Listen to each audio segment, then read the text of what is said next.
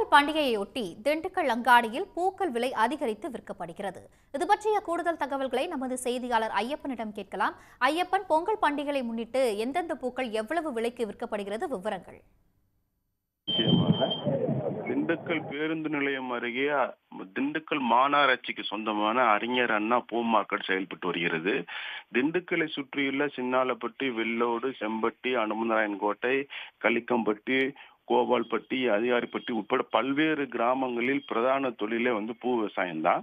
இங்க விளைவிக்கக்கூடிய பூக்களை விவசாயிகள் விற்பனை செய்வதற்காக திண்டுக்கல் பூ மார்க்கெட்டுக்கு நாள்தோறும் இருசக்கர வாகனம், கனரக வாகனம், சரக்கு வாகனத்துல விற்பனை கொண்டு வழக்கம். இங்கிருந்து கேரளா மற்றும் பாண்டிச்சேரி, தமிழ்நாடு முழுவதும் வியாபாரிகள் விற்பனை வாங்கிட்டு போறது வழக்கம்.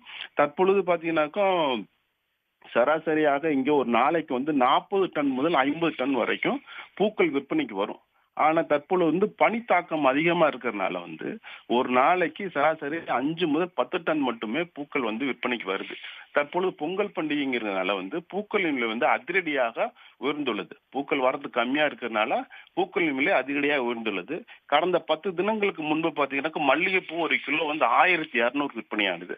ஆனா தற்போது 2500 விற்பனையாகுது. அதே மாதிரி முல்லைப்பூ 600 விற்பனையானது 2000 ரூபாய்க்கு விற்பனையாகுது. ஜாதிப்பூ 600 விற்பனையானது இப்ப 1600 விற்பனையாகுது. கனகாம்பரம் 700 விற்பனையானது இப்போ 1500 விற்பனையாகுது. காக்கரட்டா 400 விற்பனையானது இப்போ 1500 விற்பனையாகுது.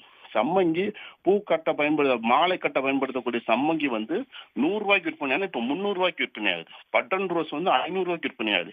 இதே மாதிரி எல்லா பூக்களின் விலையுமே தற்பொழுது உயர்ந்திருக்கு.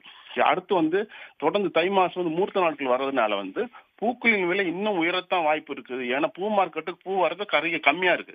ஏன்னா செடியிலே பனி அதிகமா இருக்கிறதுனால செடியிலே பூக்கள் கருகி விடுறதுனால பூக்கள் வரது ரொம்ப கம்மியா இருக்கு.